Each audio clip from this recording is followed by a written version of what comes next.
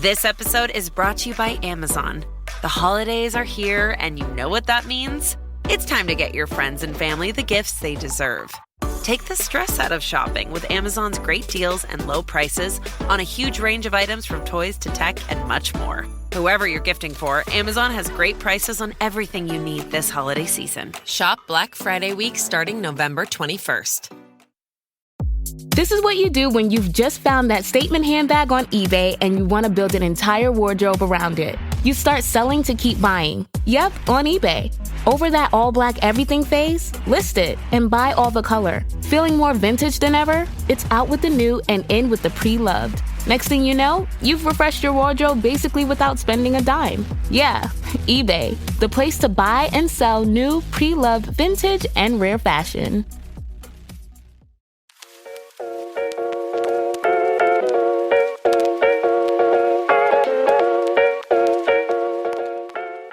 Everyone, and welcome back to our Golden 20s podcast. My name is Sadie, and I'm joined by my co-host Tegan.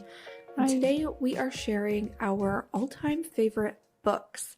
I feel like we've been talking a lot about reading on the podcast probably this whole year, but in the past few episodes we've mentioned it a few times as a cozy fall winter activity, something that is good to minimize your screen time, good way to educate yourself, learn.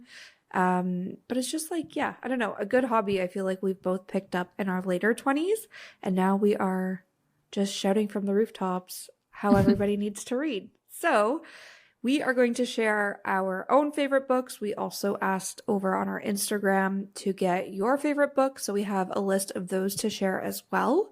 But before we jump into that, we are going to kick off this episode with a connection card like we always do. Yes, and I think this is the last week that we're actually in the pink category. So next week we will be going very deep. So I am excited about that. Okay, so this is another one of those where we like answer about each other, which is interesting.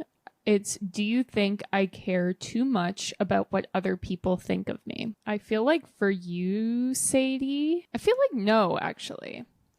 I feel like you have a good handle on your like self and what like your values are. And so not that like you don't care in general, because I think that like everyone cares a little bit. Mm-hmm. But I think for the most part, if you've like decided to do something and someone doesn't agree, you're not like, oh, well, then maybe I shouldn't do it anymore. I feel like you'd be like, well, F you, I'm going to do it harder now. Yeah, actually, that's very true.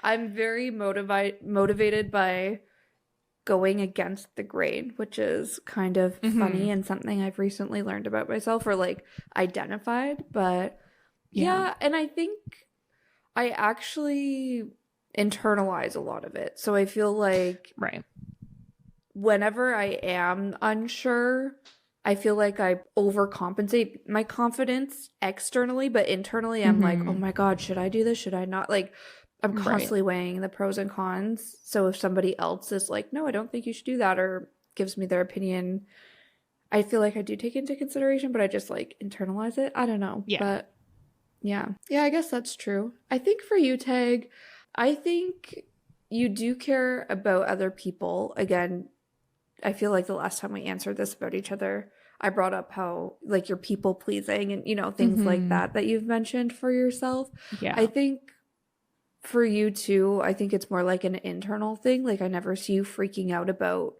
what other people do or say about you. You know what I mean? Like you're very like chill and come across very chill. But I feel like, I don't know, and getting to know you through doing this podcast together, I feel like you do care internally, you know? Yeah, I would say I definitely care. Where one of my like main motivators is like how yours is going against the grain. Mine is avoiding judgment, which is like impossible to do because like no matter what you do, people will like judge you for it, even if you're doing something that's quote unquote right, quote unquote wrong. But yeah, that's like a big motivator for me, where I'm like, I should just do things because I want to do them. Like, why do I care about other people? But Yeah. I do. Yeah. I feel for me, it depends on what it is. Like something I've really been unpacking in therapy lately is like my fear of judgment when it comes to dating. And like maybe that's what stops me from, you know, more serious relationships, things like that. Like fear of judgment for not being in a relationship late in my 20s and like all of this stuff. So I feel like I don't typically fear judgment, but in certain areas of my life, I do. I don't know. Yeah. Yeah. Interesting. Well, there you go. I feel what I'm actively working towards is not caring, like releasing, not only because I also think, sorry, I'm just like turning this now into like a whole episode dedicated to this one connection card, but I also think I internalize what I think other people expect from me, but they don't actually expect or like care. So I don't know. Right. That's what I'm trying to work through now, to be like liberating myself in my 30s as I wrap up my 20s over the next year. But yeah. Well, and I also feel like as you go through your 20s, you care less and less about what other people think, or you are more and more confident in what you think. So that helps. Like I think of me at the beginning of my 20s and just like being nervous about things in general. Like if I had to go to a yoga class by myself, I'd be like, oh my God, like how am I even going to do this? And it's like, why do you even care? Like that these people you're never going to see again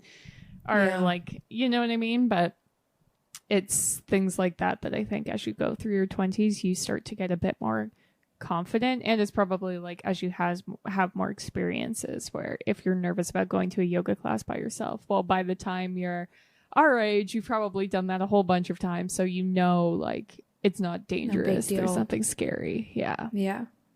Yeah. I love that. Well, what a fun reflection to kick off the episode, but we're going to totally pivot now and talk about books. I do feel like I'll maybe go on a bit of a like self-help rant again, because some of the books that I have on my list, I feel like were definitely a big key in my like mindset of being self-assured. But before we jump into our favorites, maybe we can share some of our listeners' favorite books. Yes. So there were only, I think, 2 of them that people had submitted that I'd actually read. And the first one was Outlander by Diana Gabaldon, which is also a TV show. And yes, this I feel like was paving the way for the romantasy gals out there. So definitely love that mention. That was sent in by my mom. Sorry if that's supposed to be anonymous, but everyone who knows her knows that that's her favorite book. So I don't think I'm sharing anything too crazy. And the other book that was submitted that I had read was The Hunger Games by Suzanne Collins, which I had read, I think, in high school, like definitely post Twilight, but I definitely read them before the movies. And yeah, so I love those. Yeah, I love that so much. I actually haven't read any of the books on our listeners' favorite lists, but some of the others that they mentioned, the Golden Compass series. My brother loved those books. Yeah? Yeah. Yeah. I know nothing about them. Is that also a movie? Yes, I think it was one movie, but I don't think it did well, so they didn't do more. I don't know a lot about it except that there's a polar bear, and I think they were like young adulty, like in the realm of Harry Potter, if I love that am thinking correctly. Yeah. Yeah. Okay. Another one on the list is The Art of Thinking Clearly, which I don't even know if I've heard of this one. It sounds me neither. Also self-helpy. Yeah. Which I feel self-help books have a bad rap, but I think, I don't know, even, do you remember that episode of Sex and the City where Charlotte's going through, is it her divorce? Yes. And she's like that episode is just so 90s where it's like the self-help section, like, oh my God, it's so awful and like you should be ashamed if you're there. I feel like self-help books have had a, I don't know, I guess with the like normalization of talking about mental health and stuff, self-help books have like had a good rebrand. But anyways, all this being said, I feel like this is in that realm and I definitely need to check it out because I find those types of books very motivating and interesting just to gain like perspective, you know? Yes, definitely. There are two more that also seem self-helpy. So one is Don't Sweat the Small Stuff at Work, Simple Ways to Minimize Stress and Conflict by Richard Carlson. And the other one is The Culture Code, The Secrets of Highly Successful Groups by Daniel Coyle. I actually just added The Culture Code to my TBR a few months ago. When I started my new job, I was like, oh my God, I need to read some self-help, business, leadership books because I was battling so much imposter syndrome. And this was one of like top recs on different things. I was like TikToks and just even Google searches of things I should read. So this is definitely on my list. I don't think I've heard of Don't Sweat the Small Stuff at Work, but if you know me, you know that's probably the next book I should probably read. Kroger Delivery has one mission: to deliver the freshest food right to your door. That's why our drivers are pros. Our trucks are refrigerated. And when it comes to low prices, we always deliver. With $20 off your first order of $75 or more, there's no better time to get in on the action. Mission accomplished. Restrictions apply. See site for details. That's funny. Yeah, my husband actually just read like a self-help book related to work that he loved that maybe I can mention as his favorite. And it's called, I think, The 7 Dysfunctions of a Team or something. Hold on, I should Google this, but he really, really loves it. And it's apparently used by like NBA teams or something as well. So he like... Yeah, I could see him loving that. Yeah. And it's basically the 7 dysfunctions of an organization. I think that's what it is. Okay. But it's basically like, it's told as a narrative, like it's called a fable. And so it's basically the guy trying to say his thoughts on it and how to fix them, but through this like made up narrative of a workplace. Yeah. So anyways, wanted to mention that he really liked it. It is like controversial where some people are like, it's BS, but some people love it. So. Wow. I love that. The last favorite on our list is Inheritance Game, which I've also never heard of before, I don't think. This is another young adult one, I think. I can picture the cover and it's like a series, and I think it's like a girl has to go through trials to win an inheritance or something. Okay. Makes sense. That sounds self-explanatory. Yeah. Interesting. Yeah. Yeah. I love that. Lots of young adult, some romance, and lots of self-help.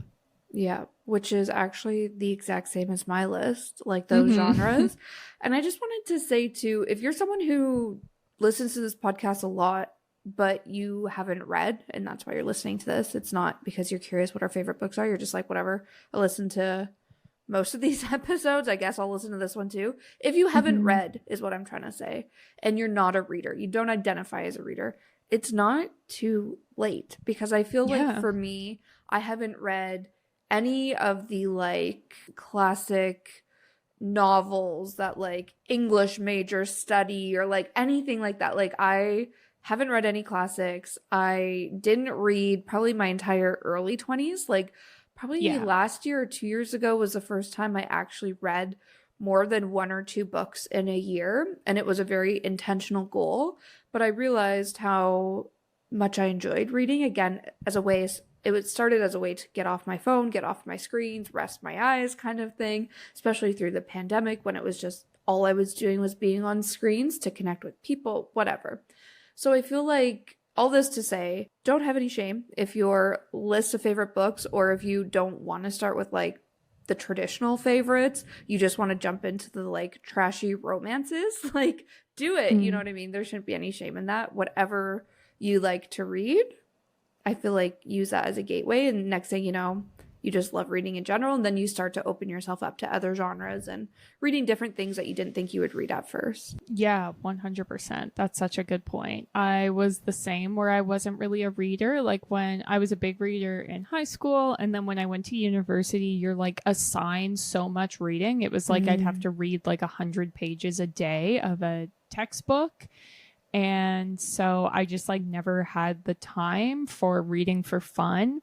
And it was kind of the same actually when I first started working, where I was just like, I don't know how to work 40 hours a week and then have time for other things. And as I got older, I kind of figured it out. But then a big shift for me was the pandemic and the rise of like book talk, which I know book talk is like controversial and people like hate it. But I think the amount of readers it's like encouraged is such a good thing. Like none of that is bad, that more people are going out and reading. So that was a big part of it. And finding books, like you were saying, where it was either like I liked books that I liked when I was a teenager, but was like, I don't want to read a book about like 12-year-olds battling because it just doesn't relate to me anymore. And or the other books that I was seeing would be like the book clubby books where I was just like, this is so boring. I don't want to read this. Like, it's not fun. And then through book talk, I started getting recommendations of like, I still remember the first book talk book I read was called Emergency Contact. And they were like teenagers. So it was kind of like young adults romance, but not spicy at all. I think they maybe like kissed. Oh, whoa. Whoa. I like went out and got a library card so that I could get this book. So I was like, I'm not going to buy a book just to find out I hate it or whatever. So I get my library card, get this book. And then I read it in like 2 days and was like, wait, books can be fun.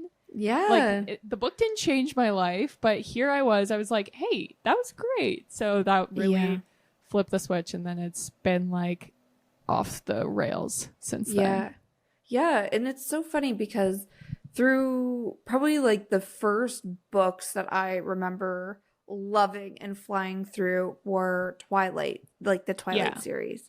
And my sisters are both big readers, and my mom was always like encouraging me to read when I was younger, but I just couldn't get into it. And then when my sisters read Twilight, they were like, I think you would like it. I started reading it. This is probably when I was like grade 7, grade 8. Yeah. So like middle school, and I flew through it. And then my sisters and my mom were like, we think you like romance books. And I was like, oh. So then I went on this big Nicholas Sparks spree. And I think what's so interesting about romance is again, you kind of get like shamed for liking it. Like it's like, oh, you like those books? Like people shit on Nicholas Sparks all the time, but that's what got me reading. And then when I was in like my early 20s, those weren't hitting the same, but that's when I made a shift to self-help books. And all of a sudden I picked up, actually I can mention one of my favorite books that is on the list, which is You Are a Badass. We've talked about it many times on the podcast before. Also the You Are a Badass at Making Money. This is not a great book. Okay. Let me just say that. However, it got me back into reading, which is why it's on the list, because that was like then what pivoted kind of me into this whole like self-help book era of my life and like phase. And then I read a shit ton of self-help books. Then, those weren't hitting quite as much anymore. I got back into the romances. Then I got into the thrillers. Then, now I'm reading some like nonfiction stuff too. Like if one genre or like book isn't resonating, try just a different genre, because it might not be that you hate reading. It's just whatever you're trying to read, like don't force yourself through it. But anyways, back to You're a Badass. Again, this is on my list for a few different reasons. First being it got me back into reading, but second, just the time of my life that I read this book was when I was in my early 20s. It was also like, I kind of feel like at the very beginning of like kind of the whole wellness, manifestation, and like vision boarding, like all of that really blowing up in the social media space, and like people starting to be like, actually, maybe girl bossing isn't the way of the future. Maybe that's not what we should be doing. Like, I don't know. It was really at that time in social media and culture in general, but also in my life, where I was like starting to think about who do I want to be after I graduate from college, and like long term, like post grad, who is this ideal version of myself? And I feel like I just read this book at the perfect time, where it really gave me a lot to think about, and like, just gave me perspective, and like, I don't know, kind of supported me through like that journey of discovering who I am and who I wanted to be. into my like mid 20s, I guess. And then the You Are a Badass at Making Money, I feel like I recently chatted about that, how it was like the first time I felt validated for how I viewed money and like my relationship with money, because my family like views money very differently than I do. So reading that book, again, it's not the best book ever. In the past episode, we were talking about it. We were actually like, we don't know if this is necessarily good advice, but it resonated with me. So again, I'm not recommending it to everybody, but it really did do wonders for me. I have since gotten You're a Badass at Habits, or like Badass Habits or something like that. Yeah. And this is the perfect example to bring this whole rant full circle. Is I tried reading that probably just like a year or two ago whenever it came out. Maybe it was like 2 or 3 years ago at this point. But I got it for Christmas. I was like, perfect, I'll start it like January 1st. That's such a great book to start in January. But it just wasn't hitting. And I actually haven't even read it since, because I'm just kind of out of that self-help phase now. But in any case, I want to give it a try because I've enjoyed the other one so much. Yeah, I love that. I am kind of in a similar boat with you in that book, where it like, not that it was the book that got me into reading, but it was, I think, one of the first self-help books that I actually finished. And it just like really opened my mind about, I guess, like limiting beliefs and how you're like unconsciously or subconsciously, whichever conscious probably it is. Subconsciously. But you're like getting in your own way. Like you're not saving money because you think that money's bad, so you want to get rid of it and all of that sort of stuff. So yeah, very interesting. But yeah, I did like it. It does give some questionable advice. And I do feel like the more self-help you read, the more you're like, oh, a lot of this is like just the same information shared over and over and over again. And a lot of the authors are like life coaches. Like I know that author, her main money maker is, well, until these books were huge, was to be like a life coach, and she would get paid like $500,000 to speak and to coach people and stuff. And then it was like kind of weird, or she was like coaching other life coaches, and it just felt like people passing around money. So that whole thing is like questionable to me. But I just love some of the basic ideas she shared. So I had to agree with you on that one. I think the first book I'm going to talk about is The Great Gatsby, because I love that book. I had to read it in high school, and I revisited it in the spring as an audiobook because I just got into audiobooks this year. And which we do count as reading on our Golden 20s podcast. 100%. I know that's also controversial, but yes. Yeah, I know. People are so judgy. Like, it's the same. I've seen people being like, if you read on an e-reader, it doesn't count. And I'm like, okay. If. Like, people are weird. For sure counts. Yeah, I know. I'm like, it's the same thing. But yeah. People are strange about these things. All this to say, I got into audiobooks this year, and I wasn't confident that I'd be able to like listen to a book and follow the characters. So I did a couple like rereads of my favorites as audiobooks. This was one of them, and I just think it's a great book, and it's really short.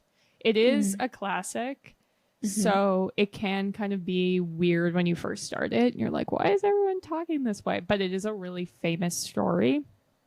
Like, you probably know a lot of what happens and that sort of thing. So I wanted to mention that because it's one of my faves. I love that. I think the next thing I'll mention, just to wrap up the self-help rant, Atomic Habits. This is another book we have referenced on the podcast so many times. And it's probably actually the last self-help book I've read that I was like, ooh, this was good stuff. And I feel like, kind of going back, not quite, but what you were saying about your husband liking that book he just read because it like had the NBA and, you know, like things like that. What I loved about Atomic Habits was, first of all, I found it really challenged how I viewed things because I'm very much a goal-oriented person. And the whole sentiment of this book is it's great to have goals, but they're meaningless if you don't have a system in place to reach those goals and like to support you. So that really gave me just like different perspective I wouldn't have thought of on my own. But I also really loved like all of the case studies he had in there. I also loved how it was always like two ways of looking at a situation, where it was like, maybe this positive spin is what motivates you, but maybe it's actually this negative spin that motivates you. And that I found really, like, something was bound to resonate since he just gave you so many ways to think about things. And the time I read this, all of the books on my list, I read them at a time where they just hit the spot, which is probably more so why they're my favorite. But when I read this, I was going through a really bad, like, body image phase through the pandemic, and I had just started working with a personal trainer, and it was just the right time to read a book that is all about setting yourself up for success, holding yourself accountable, like something to motivate you. Yeah, I don't know. Just wanted to mention that. Yeah, that book again, even though I know we've mentioned it many, many times before. Yes, it's a classic. I do feel like it's the best self-help book I've read as far as like habits go. It is like quite simple, and that's like the main critique I see of it, is that it's like the chapters are too short, or it's like it didn't need to be as long as it was. Like, just get to the point. Where I don't know, that didn't really bug me, and I like how simple it is at some point, so it's definitely a good one. I think one book I wanted to mention that we've talked about on the podcast before is Run Towards the Danger by Sarah Polley. It's a memoir, but it's like just little stories from her life. If you don't know who she is, she's an actress and director. She played Anne of Green Gables here in Canada, so she was like very popular here, and then became a writer director. She won an Oscar, so it's very exciting. And it's just stories about her life, and I just found it very inspiring. And the title Run Towards the Danger is about how she had a concussion, and she was kind of like going easy on herself because she had come from the world of like, if you're doing a yoga pose and it feels bad, like retreat to child's pose, like don't push yourself, protect yourself. And so when she got a concussion, she was doing that and really couldn't move forward with her life and had to stop writing and missed out on all these opportunities because of it. And she went to see a doctor who was like, well, why are you doing that? You should be like pushing yourself. And she was like, well, it feels dangerous. And he was like, you should run towards the danger. And it's kind of about how that's a theme in her life, how she's had these times where she has to either choose to like hide back in herself or go forward and runs towards the danger. And I just thought that was a very interesting concept. And I loved reading about just like a Canadian woman in the film industry and all the hardships she's had to go through, but that she's managed to still be like very successful. And another book, I think that's on both of our lists, that's actually quite similar, is I'm Glad My Mom Died by Jeanette McCurdy. This is another memoir by the actress Jeanette McCurdy, who was a Nickelodeon child star. And it's just little like chapter vignettes about her childhood. And it really blew me away. It was one of the best memoirs I think I've ever read. I put off reading it for a long time because I was like, I know what this is going to be about, and I'm not really interested in that. And then eventually I read it, and it was just like not at all what I expected. Like, it was all presented through the lens of her childhood. So nothing was like crazy trauma, except like, it is as an adult, but she's just like presenting it as like, this is what my life is like, because that's what it was to her. She didn't know these things that were happening to her were bad. So it was just such a good book. It was also so funny. Like, I read it so quickly, and I recommend it to a lot of people, even though lots of people give me weird looks when I say it's a memoir called I'm Glad My Mom Died. Yeah. You recommended it to me. I think it was one of your favorites you mentioned on like our yearly favorite episode. I don't know when that was, a few years ago. Well, it had to have been like 2 years ago. And then I was like, really? You were like, yes, it's so good. So Tegan lent me her copy. I read it, I think, last summer and agreed. It was just so good. And it's so hard to describe to people, but what I find so interesting, we're kind of talking about this in the self-help space, but like how like You Are a Badass, it was like at the time of like the manifestation, the visualization, all of this. Then Atomic Habits, all of a sudden like everybody's talking about building habits and like manifesting's great, but now we're taking a step further to Atomic Habits. What I find funny kind of about I'm Glad My Mom Died is I feel there's so many things coming out now about childhood stars. Like there was the Quiet on Set Demi Lovato did her documentary thing. Like, there's just so much where it's like, it's interesting how these themes just like emerge all at once. But I feel like I'm glad my mom died was maybe one of the first to kind of like, at least the first that I heard of that kind of scratched the surface on like, the childhood star thing. And I also didn't know Jeanette McCurdy. Like, I wasn't a big Nickelodeon kid, so I didn't know her too much. And I thought that would also, I wouldn't like her book because I just didn't know her. Like, I couldn't really relate or understand it. But no, it was so good. So yeah, it is also on my list as well. Yes, it's a classic. Another one I had on my list that I think we both read is My Body by Emily Ratajkowski. I think that's how you say her name. And she's an actress and model. She was in the Blurred Lines music video, famously, the one that got taken off of YouTube because she is in the nude. And this is like kind of a memoir, but it's also just kind of a collection of essays. And a lot of it's just around her, like, feelings around her body and her public image, and how she basically has no problem with being nude, but then the world around her has a big problem with it, and her kind of grappling with that, where she's like, well, I don't have a problem with it, so why are y'all being weird? And it was just a really interesting book, and I just was I bought it on a whim, being like, this is kind of interesting. I wonder what she has to say. And then it was such a like well-written book, and she came across as just like so intelligent. Like, she had thought so deeply about all of these issues that have kind of plagued her life. And it was just another really good book that I wanted to mention. Yeah, I love that. I think the rest of my list are more like, what's the word? Fiction, I guess, and more lighter reads compared to those deeper self-help books we were just talking about. But the first one on my list is Daisy Jones and the Six. And this was one of the books, this was probably what I picked up after my self-help phase, and got me back into reading just a few years ago.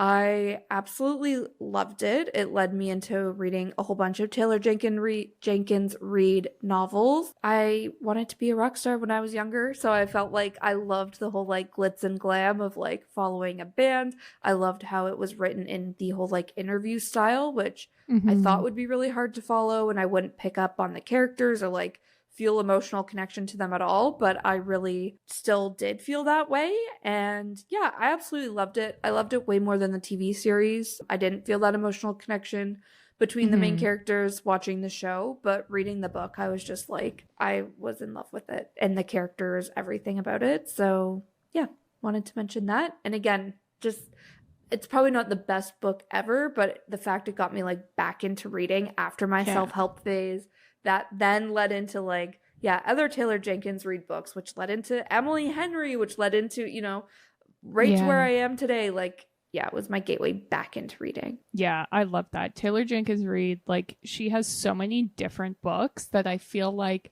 no matter what you're interested in, she probably has a book about it. Like, she has that one about music, and like Evelyn Hugo about Hollywood, and Carrie Soto about sports. And And I love how they're like, this is a stretch, I know, but I love how they're loosely based on like historical fiction. Yeah. You know what I mean? Like, where it's, I think she did win for Carrie Soto. She won a historical fiction Goodreads award or something. And I remember thinking, okay, that's probably a stretch. Like, I don't think I'd consider this historical fiction. But the fact that it's inspired by these true stories, like, I don't know. I don't know. I'm going on a rant. But in any case, I felt like I really enjoyed that element to it as well. Yeah, definitely. I just saw Stevie Nicks talking about it because Daisy Jones and the Six is based on Fleetwood Mac, and she was saying that one of her bandmates has just died, and she was like, the worst part was that she didn't get to see the Daisy Jones and the Six TV show because it was like my life was playing out. And I was like, that's crazy. That is crazy. Yeah, definitely a good one. I guess from my list, I'm also into fiction. One book I wanted to mention that I'm sure I've talked about before is called My Year of Rest and Relaxation by Otessa Moshfegh. And this I see like all over TikTok. It's like the top of the weird girl reading lists and that sort of vibe. And I just love this book so much. It's about a girl who her parents die, and so her life kind of like loses all direction and meaning, and she gets like this huge inheritance. And so she doesn't need to work, and she just like has really no existence anymore. So she decides the only time she's really happy is when she's sleeping, which like relatable queen. So she's trying to figure out a way to like sleep more and more. She finds a psychiatrist who will prescribe her more and more sleep medication. And so she's experimenting to figure out how long she can sleep. And it's a kind of like pseudo art project while also her just like trying not to exist. And it's set in New York in the 90s. And I loved it. It is bizarre, but it's about like grief and the existence of like being a woman and her relationship to like her body and her beauty and like what it all means, and friendships and relationships. And yeah, I really love it, but it is weird. Yeah, it sounds weird, but it sounds good. Like it's sounds like deep topics are covered in this like fictional story. Yeah. And it's kind of like when you watch a movie where like the lights, or say you're in a theater and like the lights go on and you're just sat there and you're like, whoa, like what just happened? It's very that. When I finished it, I was like, okay, it's over. But here I am years later thinking about it and talking about it. So wanted to mention that. And good for like your 20s, I feel. Yeah, awesome. Another one on my list in the fiction category is Love and Other Words. This I just read this year, I think, like earlier this year.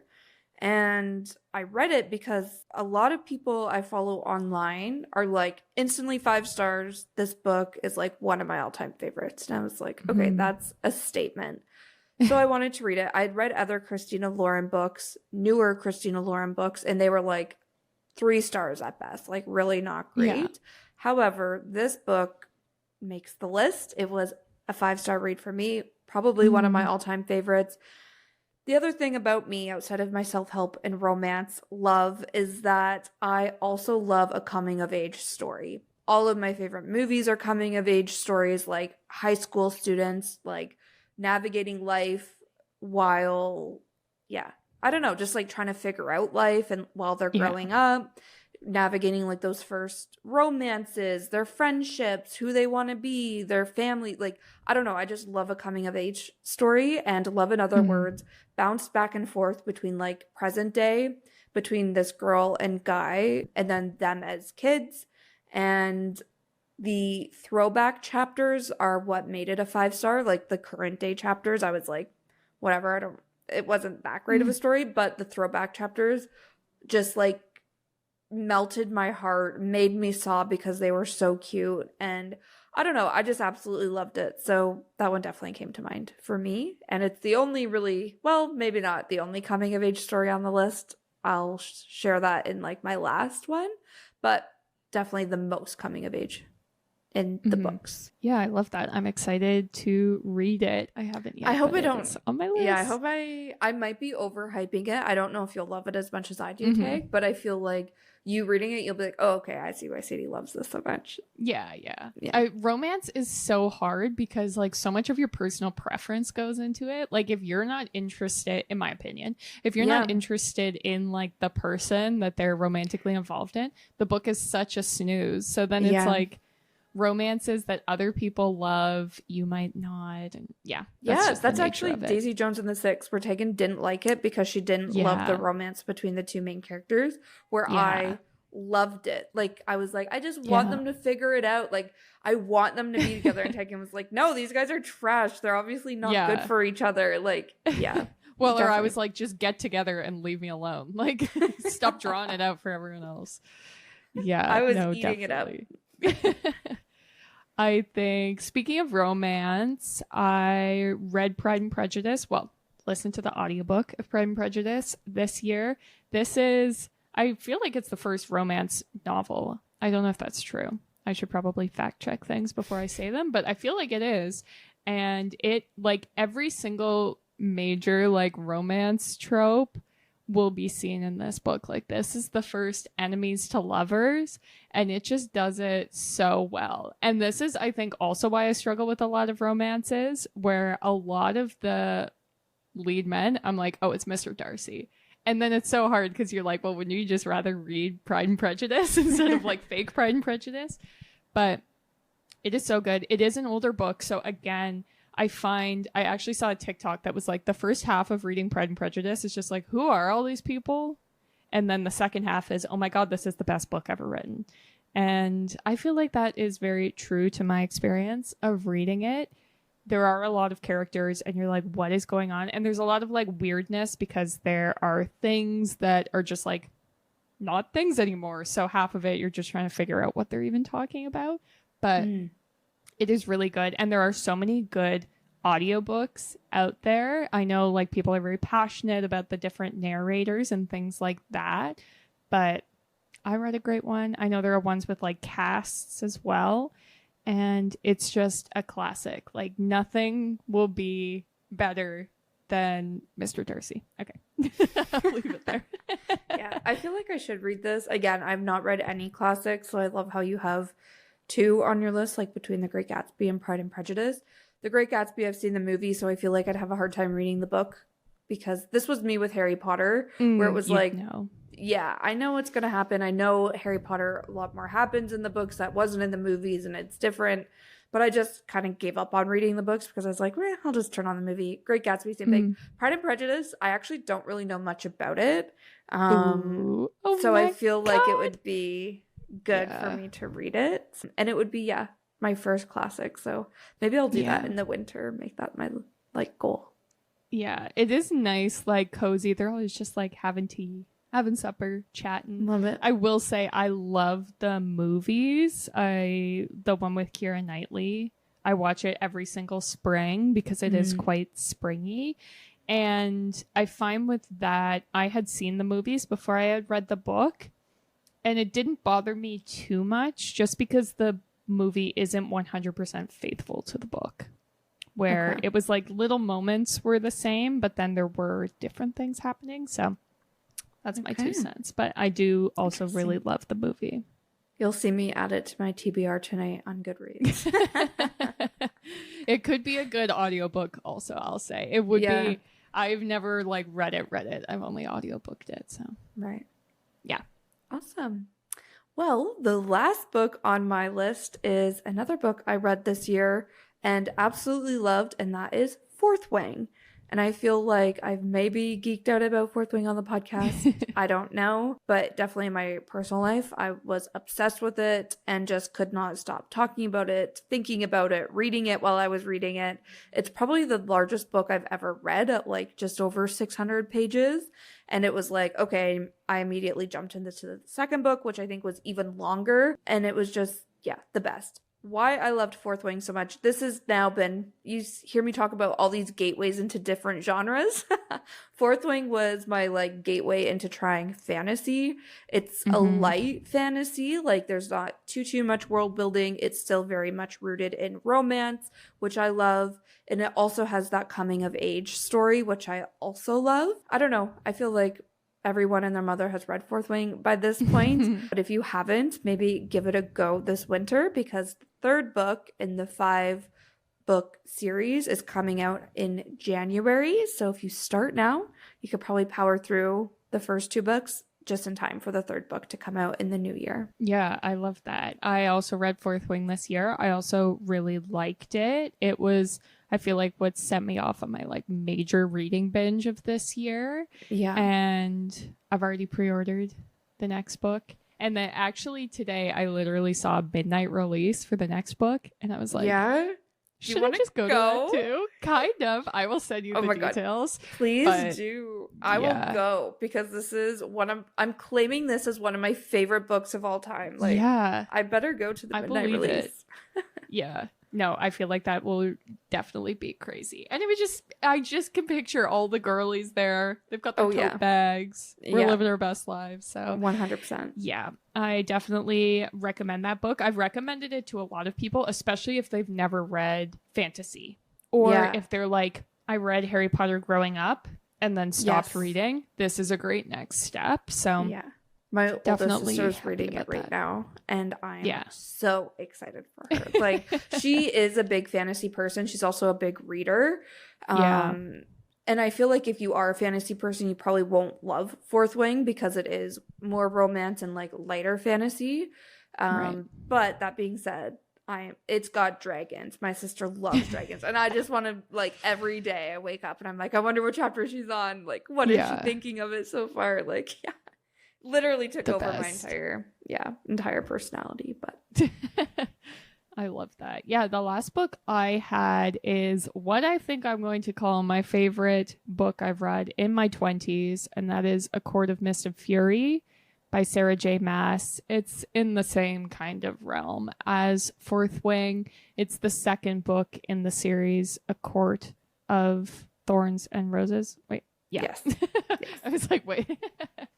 Yeah, and it is, romantasy, I think it's called. It's apparently one of the most banned books in the U.S. So that's crazy to me. But... yeah, I know. What the hell are you people doing over there? But I think it's because people think it's a children's book or teenager book, and then it gets put in school libraries, and then it's definitely not one of those. So, but I love it. I am now entered the Maasverse, as it's called. I've read almost all of her books. I have 2 left until I am done, and I have just been loving it. And it's just like, it's a book that when I finish it, I was like, my brain is forever changed. Like, there will be a time before I read this and a time after. And yeah, I'm so jealous of everyone who hasn't read it, but I'm just like, they get to experience this for the first time ever. It actually kind of makes me sad to think about that will never happen to me again. So yeah, I love it. Yeah. I love that for you. I liked it. Yeah. It definitely didn't alter my brain chemistry, but that's okay. You know, like we were saying, that's your Daisy Jones and the Six, essentially, where you're like, no, I loved it. And I'm like, exactly. It was great, or it was good. Yeah. Yeah. Yeah. Love it. Great. Well, I think what a well-rounded list. Yeah. This is very book talk, I feel. It is, yeah. But this is why I wanted to, like, talk about this, because it's like, no shame. Like, yeah, just read what makes you happy, guys. Yeah, exactly. And, like, spoiler alert, but books that are popular, a lot of times they're popular because they're good. Like, it doesn't have to be any deeper than that. So, yeah, I love that. Well, we put out a new episode every Tuesday. So if you like this episode and you want to hear more, make sure you're following and subscribe to us so that you see when those new episodes drop. I also wanted to mention that on Spotify, you can now leave us comments, which is very exciting. So thanks to everybody who's left us comments so far. And while you're there, maybe give us a rating, because that really helps. You can also follow us on social media. We are at Our Golden 20s on almost all the platforms. And we also have a Patreon page, which is the best way to show your support for the podcast for as little as $2 a month. And all of the episodes drop early there, and they're ad-free. This week's was a little late, but it's because I had some Stitches drama that won't even get into. But in case you're a patron, you're like, what the heck was going on this week? Just know I had some drama happening in my life. So yeah, that is everything for this week. Thanks so much for listening. See you next Tuesday. Bye.